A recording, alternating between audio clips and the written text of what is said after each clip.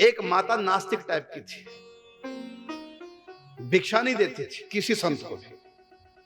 अब दया आई माधोदास संत को, क्योंकि संत तो सबका भला चाहते हैं कि भगवान की कृपा से जगन्नाथपुरी में धाम में रह रही है और कृपा से वंचित है, भक्ति नहीं करती। क्यों? क्योंकि इसने संत सेवा की नहीं, तो उसके घर में भिक्षा करने चले गए, लेकिन तब भी उसने भिक्षा नहीं दी। ऐसी थी, हर रोज जाते थे भिक्षा लेने, लेकिन नहीं देती थी। एक दिन क्रोध में बोली बुढ़िया कि बाबा, जब मैं भिक्षा नहीं देती तो आप मेरे घर में आते क्यों?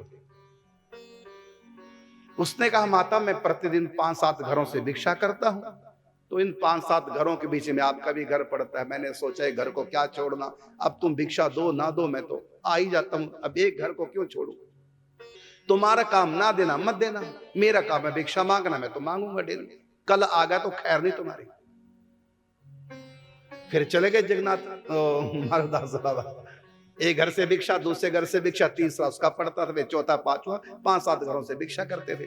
अब बुढ़िया का घर छोड़ा दी, फिर कहा जय जगन्नाथ, और सुबह सुबह और चले गए। बुढ़िया, उन दिनों कच्चे चूल्हे होते थे, अपना वो संस्कार करते थे चूल्हों का, लीपते थे, सुबह उठकर शुद्धिकरण करते थे। अब वो शुद्धिकरण कर रही थी, गीला कपड़ा लेकर गारे वाला मिट्टी वाला लीप रही थी चूल्हे पे। गुस्सा आ गया उसको, फिर भी बाबा की तरफ देखा नहीं, दरवाजे की तरफ। फिर बाबा ने बोला जय जगदीश हरे। माता को गुस्सा आ गया, हाथ में था ही पारा, 100 के पार पहुंच गया।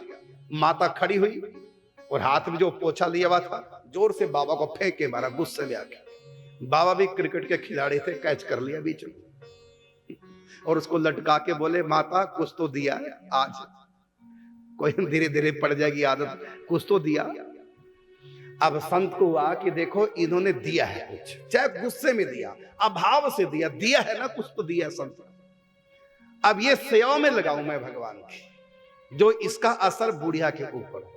समुद्र पे गए, उसको धो दिया, साफ कर दिया, रेत में सुखा दिया, फिर एक बोतल मांग ली और एक तेल मांग लिया किसी का, और उस बत्ती का बना दिया मसाल। जगन्नाथ मंदिर में संध्या के समय उबड़ खाबड़ परिक्रमा रास्ता, तो ठोकरना लगे, प्रकाश और नाचते गाते सब कीर्तन करते चले, तो मशाल जला दी। किस लिए जलाई मशाल? कि भक्तों की संतों की सेवा हो जाएगी बुढ़िया कुछ फटे चीथड़े से, और संतों की जब सेवा होगी तो संतों के भजन में वो बुढ़िया भी हिस्सेदार बन जाए, उसका भी कल्याण हो गई। परिक्रमा अगले दिन बुढ़िया के पास गए। किस लिए गए थे? इसलिए गए थे देखने के लिए कि क्या असर हुआ है बुढ़िया के ऊपर, इसकी सेवा फटा चीथड़ा मैंने संतों की भक्तों की सेवा में लगा दिया मशाल बना करके, इसका असर बुढ़िया के ऊपर कितना हुआ। जब गए तो बुढ़िया द्वार पे बाबा के चरणों में ढोक दिए, प्रणाम किया, रोने लगी, बाबा क्षमा करना, कल मैंने आपका बहुत अपराध किया है, फिर भी आप कितने सहन शक्ति वाले हैं, कुछ नहीं बोले, चले गए, आज फिर आप आ गए हैं। और लीला हुई है कि मेरे बेटे की शादी को वर्षों हो गए थे, लेकिन बहू पे कोई बच्चा नहीं हुआ था, और देखो कृपा हुई है, आज रात को पोता हो गया मेरे यहाँ। मैंने आपको, उसको पोता कहते हैं जो फेंक के मारा था, पोता पहुंचने वाला, मैंने आपको पोता मारा दिया, पोता दिया, तो आपने मुझको पोता दे दिया, मेरे यहाँ पोता हो गया है ना। 10 वर्षों की साध मेरी पूरी हो गई, और मैंने आपका बहुत तिरस्कार किया, बाबा क्षमा करना। तो आज तो मैं भिक्षा दे नहीं पाऊंगी क्योंकि घर में सूतक लग गया, आप सीधा सामान ले जाओ।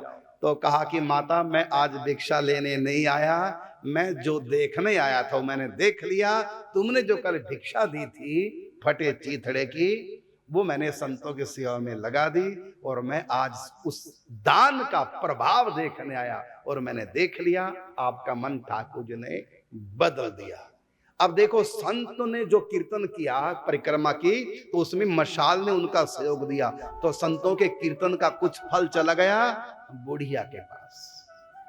अब आप समझ गए होंगे 108 कुटिया जो बन रही है, ब्यावला कुंज बन रहा है, ये कितनों का उद्धार का रास्ता तैयार हो रहा है।